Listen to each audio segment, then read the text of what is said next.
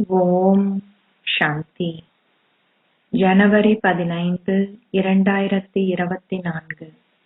காலை முரளி பாப்தாதா மதுபன். சாராம்சம். இனிய குழந்தைகளே, தூய்மையாகுவதற்கு நீங்கள் நினைவு யாத்திரையை கொண்டிருப்பது அவசியமாகும்.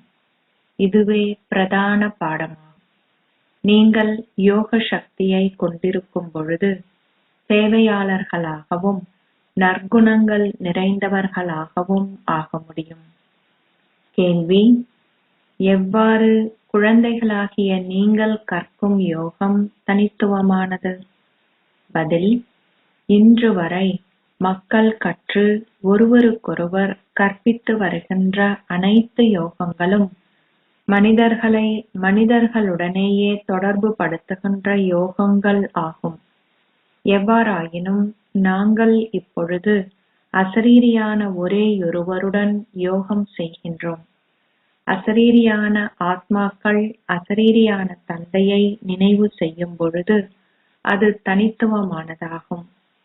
உலக மக்கள் கடவுளை நினைவு செய்யும் பொழுது அவரது அறிமுகம் இல்லாமலேயே அவரை நினைவு செய்கின்றார்கள். ஒருவரின் தொழிலை அறிந்து கொள்ளாமல் எவரையேனும் நினைவு செய்வது பக்தியாகும். ஞானம் நிறைந்த குழந்தைகளாகிய நீங்கள் கடவுளின் அறிமுகத்துடன் அவரை நினைவு செய்கின்றீர்கள். ஓம் சாந்தி. ஆன்மீக தந்தை இங்கு அமர்ந்திருந்து குழந்தைகளாகிய உங்களுக்கு விளங்கப்படுத்துகின்றார். எல்லாவற்றிற்கும் முதலில் குழந்தைகளாகிய நீங்கள் தந்தையின் அறிமுகத்தை பெற்றிருக்கின்றீர்கள். ஒரு குழந்தை பிறந்தவுடனேயே அவர் முதலில் தனது பெற்றோரின் அறிமுகத்தை பெறுகின்றார். நீங்கள் செய்யும் முயற்சிகளுக்கு ஏற்ப நீங்களும் வரிசை கிரமமாக படைப்பவரான தந்தையின் அறிமுகத்தை பெற்றிருக்கின்றீர்கள்.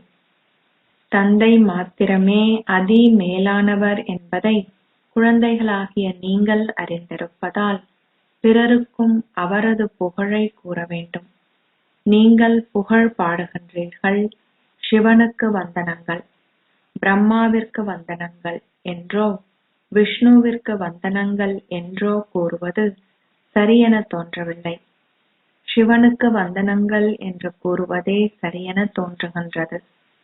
பிரம்ம தேவருக்கு வந்தனம் என்று அல்லது விஷ்ணு தேவருக்கு வந்தனம் என்று கூறுவது சரியாக தோன்றுகின்றது. அவர்கள் தேவர்கள் என்றே அழைக்கப்பட வேண்டும்.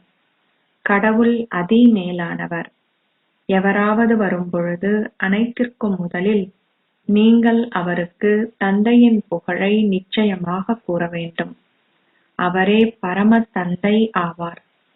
தந்தையின் புகழை எவ்வாறு கூறுவது என்பதை சில குழந்தைகள் மறந்து விடுகின்றார்கள். அவரே பரம தந்தையும் ஆசிரியரும் சத்குருவும் என்பதை முதலில் விளங்கப்படுத்துங்கள். மூவருமே நினைவு செய்யப்பட வேண்டும். உண்மையில் சிவபாபாவை மாத்திரமே நீங்கள் 3 வடிவங்களிலும் நினைவு செய்ய வேண்டும். இதனை நீங்கள் உறுதியாக்க வேண்டும். உங்களுக்கு தந்தையின் புகழை தெரியும் என்பதாலேயே நீங்கள் அவரை புகழ்கின்றீர்கள். அதி மேலான தந்தை கற்களிலும் கூழாங்கற்களிலும் இருக்கின்றார் என்று அவர்கள் கூறியுள்ளார்கள். அவர் மனித வடிவத்தில் உள்ளார் என்றும் அவர்கள் கூறுகின்றார்கள். எவ்வாறாயினும் அவரால் சதா ஒரு மனித சரீரத்தில் இருக்க முடியாது. அவர் கடனாகவே அதனை பெறுகின்றார். அவரே கூறுகின்றார், நான் இவரின் சரீரத்தையே ஆதாரமாக எடுக்கின்றேன். எனவே முதலாவது விஷயத்தை, அதாவது தந்தையே சத்தியமானவர் என்பதை உறுதியாக்கிக் கொள்ளுங்கள். அவர் மாத்திரமே உங்களுக்கு சத்திய நாராயணனின் கதையை கூறுகின்றார். உண்மையான தந்தை மாத்திரமே உங்களை சாதாரண மனிதரிலிருந்து நாராயணனாக மாற்றுகின்றார். சத்திய யுகத்தில் லக்ஷ்மி நாராயணனின் ராஜ்யம் இருந்தது. அவர்கள் எவ்வாறு அப்படி ஆகினார்கள் என்றும் அவர்களை அவ்வாறு ஆக்கியவர் யார் என்றும் எப்பொழுது கதை கூறப்பட்டது, எப்பொழுது ராஜயோகம் கற்பிக்கப்பட்டது என்றும் நீங்கள் இப்பொழுது மட்டுமே புரிந்து கொள்கிறீர்கள். ஏனைய யோகங்கள் அனைத்தும் மனிதர்களுடன் மனிதர்கள் செய்கின்ற யோகமாகும். மனிதர்கள் அசரீரியான ஒரேயொருவருடன் யோகம் செய்கின்ற வேறு எவ்விதமான யோகமும் அவர்களிடம் இல்லாததுடன் அவரின் அறிமுகத்தையும் அவர்கள் அறிந்து கொள்ளவில்லை. இந்நாட்களில் மக்கள் சிவனிடம் யோகம் செய்து அவரை வழிபட்ட பொழுதிலும் அவரை எவருமே அறியார்கள். பிரஜாபிதா பிரம்மா நிச்சயமாக சரீர உலகிலேயே இருப்பார் என்பதையும் அவர்கள் புரிந்து கொள்வதில்லை. அவர்கள் குழப்பம் அடைந்துள்ளார்கள். எல்லாவற்றிற்கும் முதலில் பிரஜாபிதா பிரம்மா சத்திய யுகத்தில் இருப்பார் என்று அவர்கள் எண்ணுகின்றார்கள். பிரஜாபிதா பிரம்மா சத்திய யுகத்தில் இருப்பாராயின் அவரை ஏன் அவர்கள் சூட்சும உலகில் காட்டியுள்ளார்கள்? அவர்கள் அதன் அர்த்தத்தை புரிந்து கொள்வதில்லை. இந்த சரீரதாரி கர்ம பந்தனத்தில் கட்டுண்டுள்ளார். ஆனால் அந்த சூட்சுமதாரியோ கர்மாதீதமாக உள்ளார். எவரிடமும் இந்த ஞானம் இல்லை. ஒரே ஒரு தந்தை மாத்திரமே உங்களுக்கு இந்த ஞானத்தை கொடுக்கின்றார். அவர் வந்து உங்களுக்கு இந்த ஞானத்தை கொடுத்த பின்னரே உங்களால் அதனை பிறருக்கு கொடுக்க முடியும். தந்தையின் அறிமுகத்தை பிறருக்கு கொடுப்பது மிகவும் இலகுவானது. நீங்கள் ஆல்பாவை விளங்கப்படுத்த வேண்டும். அந்த ஒரேயொருவரே ஆத்மாக்கள் அனைவரினதும் எல்லையற்ற தந்தையாவார். அவரது அறிமுகத்தை எவருக்கும் கொடுப்பது சிரமமானதல்ல, அது மிகவும் இலகுவானது. எவ்வாறாயினும் உங்களுக்கு அந்த நம்பிக்கையோ அல்லது பயிற்சியோ இல்லாதிருந்தால் உங்களால் பிறருக்கு விளங்கப்படுத்த முடியாது. நீங்கள் எவருக்கும் ஞானத்தை கொடுக்காதிருந்தால் உங்களுக்கு ஞானம் இல்லை என்பதே அர்த்தமாகும். ஞானம் இல்லாதிருந்தால் அது பக்தியாகும். அங்கே சரீர உணர்வே உள்ளது. ஆத்ம உணர்வுடையவர்களுக்கு மட்டுமே ஞானம் இருக்கும். நான் ஓர் ஆத்மா. எனது தந்தையான பரமாத்மாவாகிய பரம தந்தையே தந்தையும் ஆசிரியரும் சர்க்குருவும் ஆவார். பிரஜாபிதா பிரம்மாவும் உள்ளார். தந்தை உங்களுக்கு பிரஜாபிதா பிரம்மாவினதும் தனது தொழிலையும் கூறியுள்ளார். மக்கள் சிவனையும் சங்கரரையும் ஒன்றிணைத்து இருவரும் ஒருவரே என்று கூறிவிட்டார்கள். சங்கரர் தனது கண்ணை திறந்த பொழுது விநாசம் இடம்பெற்றது என்று அவர்கள் கூறுகின்றனர். விநாசம் குண்டுகளின் மூலமும் இயற்கை அனர்த்தங்களின் மூலமும் இடம்பெறும். அவர்கள் கூறுகிறார்கள், சிவா, சங்கர், மகாதேவ். அந்த படங்கள் மிக சரியானவை அல்ல. அந்த படங்கள் யாவும் பக்தி மார்க்கத்திற்கு உரியவை. அங்கே அவ்வாறான எதுவுமே இல்லை. பிரஜாபிதா பிரம்மாவும் சரீரதாரியாவார். அவருக்கு பல குழந்தைகள் உள்ளனர். எனவே அந்த படங்கள் யாவும் வழிபடுவதற்காக உள்ளன.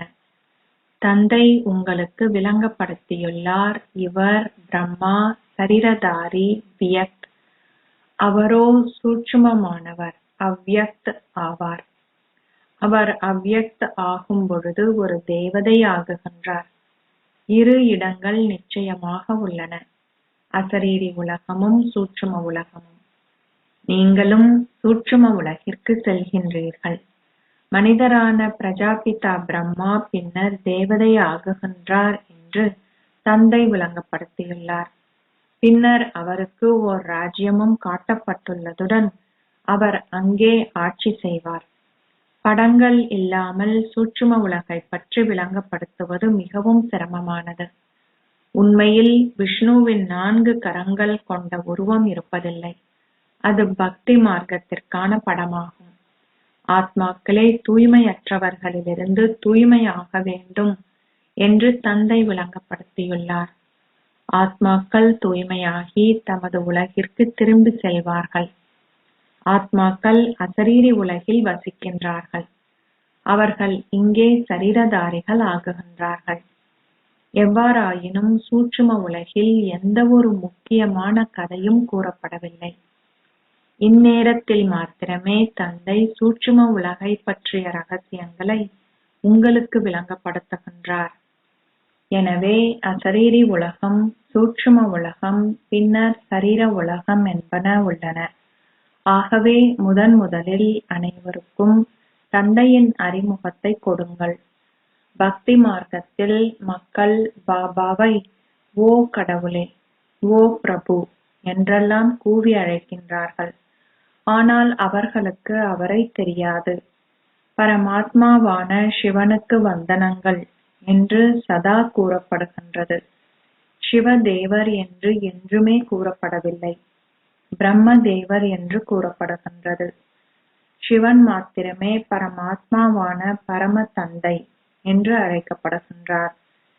சிவதேவர் என்று ஒரு பொழுதும் கூறுவதில்லை.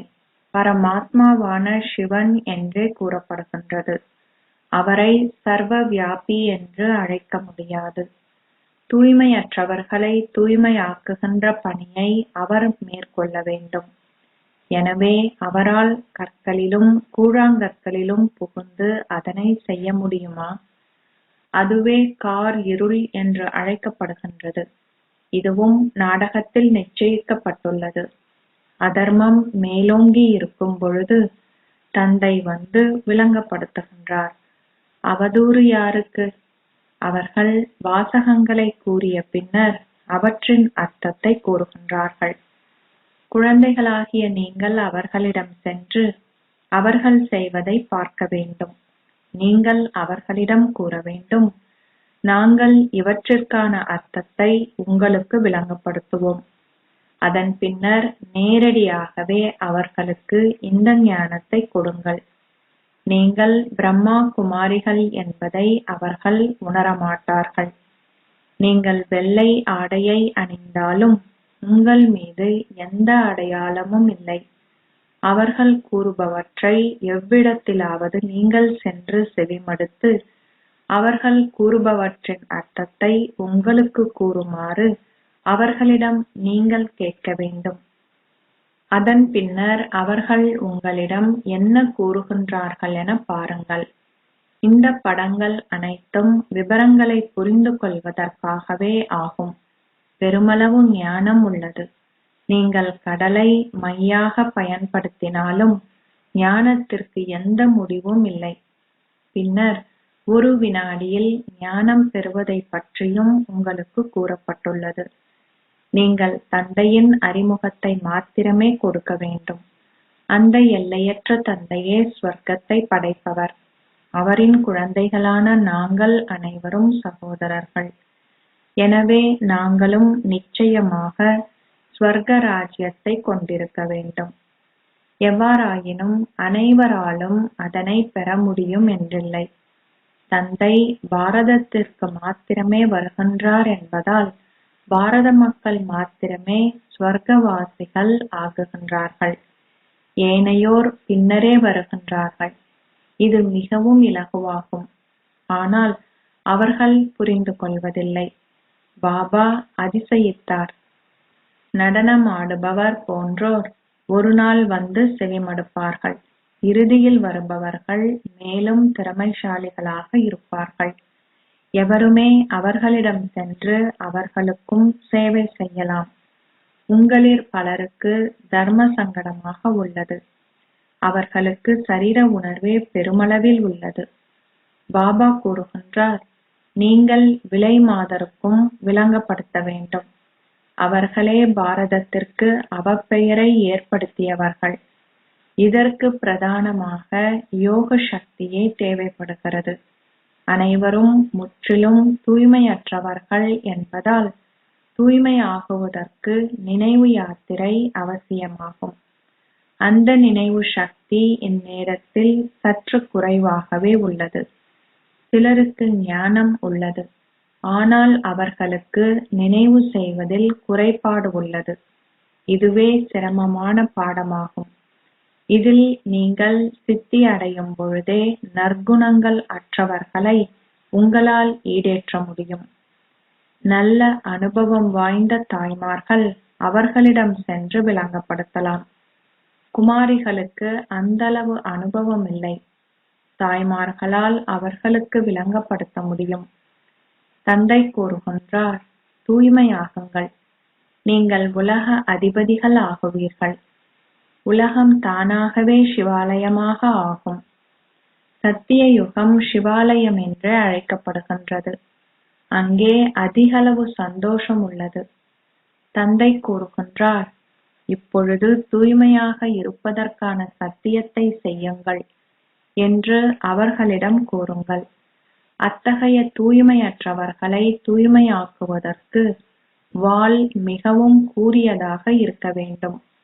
ஒருவேளை இதற்கு இன்னமும் காலம் தேவையாக இருக்கலாம். நீங்கள் வரிசை கிரமமாகவே விளங்கப்படுத்துகிறீர்கள். நிலையங்களில் வாழ்பவர்கள் அனைவருமே ஒரே மாதிரியாக இருப்பதில்லை என்பது பாபாவிற்கு தெரியும். சேவைக்காக வெளியில் செல்பவர்களின் மத்தியிலும் இரவுக்கும் பகலுக்கும் உள்ள வித்தியாசம் உள்ளது. எனவே எல்லாவற்றிற்கும் முதலில் நீங்கள் எவருக்கும் விளங்கப்படுத்தும் பொழுது முதலில் தந்தையின் அறிமுகத்தை கொடுங்கள். தந்தையை புகழுங்கள். தந்தையை தவிர வேறு எவராலும் இந்த தெய்வீக குணங்கள் அனைத்தையும் கொண்டிருக்க முடியாது. அவர் மாத்திரமே உங்களையும் தெய்வீக குணங்கள் நிறைந்தவர் ஆக்குகின்றார். தந்தையே சத்திய யுகத்தை ஸ்தாபிக்கின்றார். இப்பொழுது இது நீங்கள் மேன்மையானவர் ஆகுகின்ற சங்கம யுகமாகும்.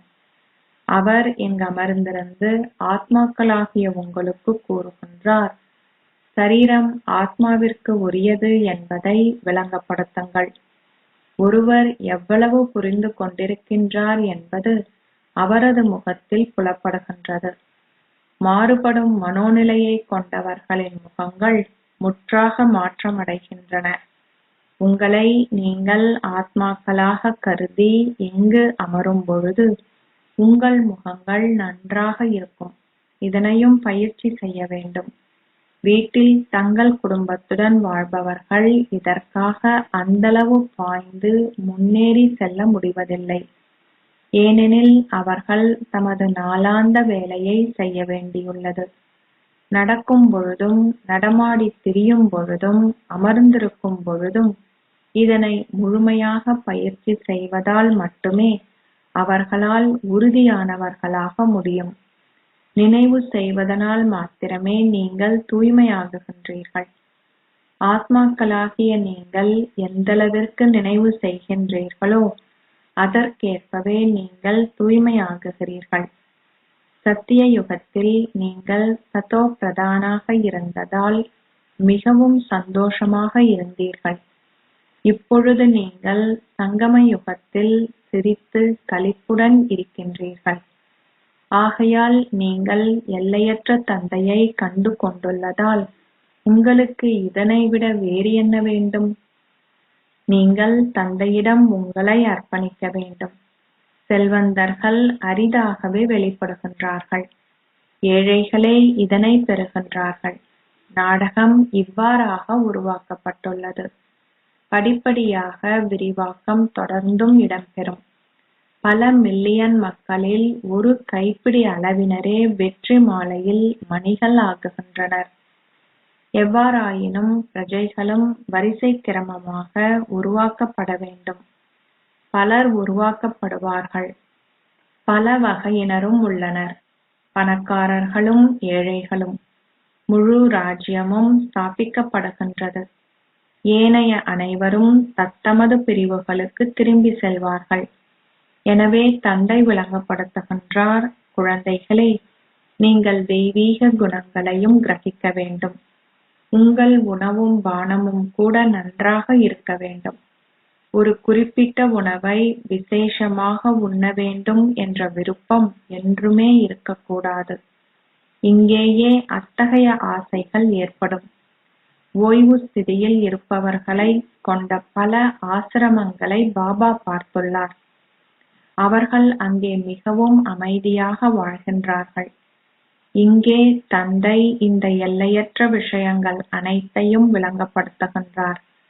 விலைமாதர்களும் தெய்வீக குணங்கள் அற்றவர்களும் வந்து உங்களை விட திறமைசாலிகள் ஆகுவார்கள்.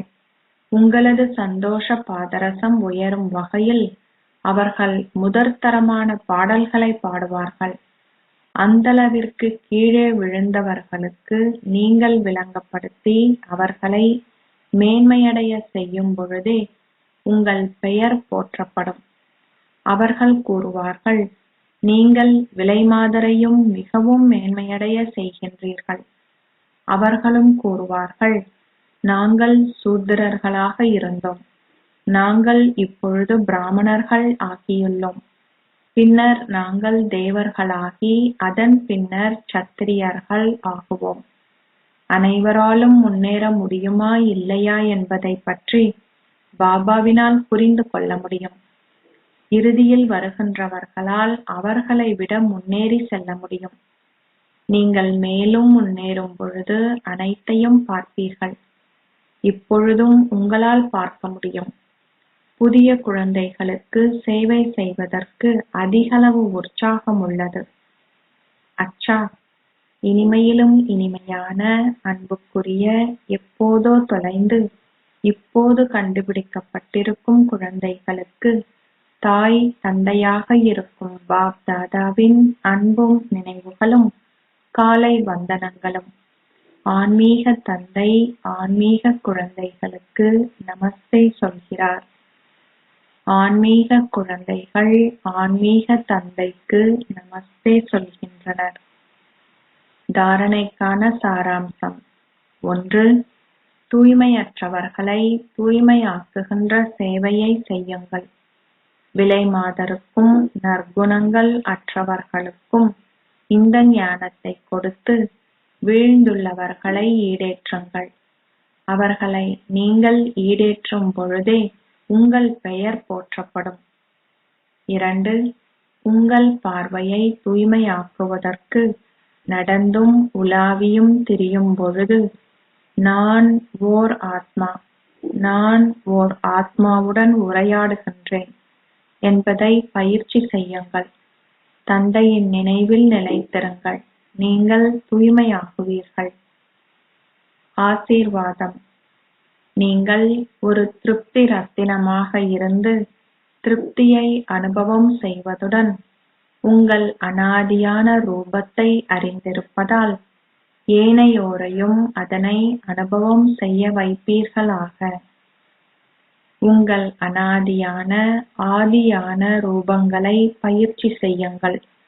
அவ்விழிப்புணர்வில் உங்களை ஸ்திரப்படுத்தும் பொழுது நீங்களும் திருப்தியாக இருப்பதுடன் பிறருக்கும் திருப்தி எனும் சிறப்பியல்பின் அனுபவத்தை உங்களால் கொடுக்கக்கூடியதாக இருக்கும். திருப்தியின்மைக்கான காரணம் என்னவெனில் சில பேறுகள் குறைவாக இருப்பதாகும். உங்கள் ஸ்லோகமானது நான் அடைய வேண்டியதை அடைந்துவிட்டேன், தந்தைக்கு உரியவர் ஆகுவதெனில் ஆஸ்திக்கான ஓர் உரிமையை கோருதல் என்று அர்த்தமாகும். அத்தகைய உரிமைகளை கொண்டுள்ள ஆத்மாக்களே சதா நிறைந்திருப்பதுடன் திருப்தி ரத்தினங்களாகவும் இருக்கின்றார்கள். ஸ்லோகம். தந்தைக்கு சமமானவர்கள் ஆகுவதற்கு உங்கள் புரிந்துணர்விலும் உங்கள் விருப்பங்களிலும் உங்கள் செயல்களிலும் சமநிலை இருக்கட்டும். ஓம் சாந்தி. அவ்யக்த மௌனத்தின் மூலம் லேசாகவும் ஒளியாகவும் உள்ள தேவதை ஸ்திதியை அனுபவம் செய்யுங்கள். ஆசீர்வதிக்கப்பட்ட ரூபத்தினூடாக சேவை செய்வதற்கு எல்லாவற்றிற்கும் முதலில் உங்களில் தூய எண்ணங்களை கொண்டிருங்கள். நாள் முழுவதும் தூய எண்ணங்கள் எனும் கடலின் அலைகளில் தொடர்ந்தும் முன்னேறி செல்லுங்கள். அத்துடன் நீங்கள் விரும்பும் பொழுது தூய எண்ணங்கள் எனும் அந்த கடலின் அடிக்கு சென்று ஒரு மௌன ஸ்வரூபம் ஆகுங்கள். ஆழமான மௌனத்திற்குரிய உங்கள் ஸ்திதியானது சூழலை மாற்றிவிடும். நீங்கள் உங்களை லேசாகவும் ஒளியாகவும் இருக்கின்ற தேவதையாக அனுபவம் செய்வீர்கள். ஓம் சாந்தி.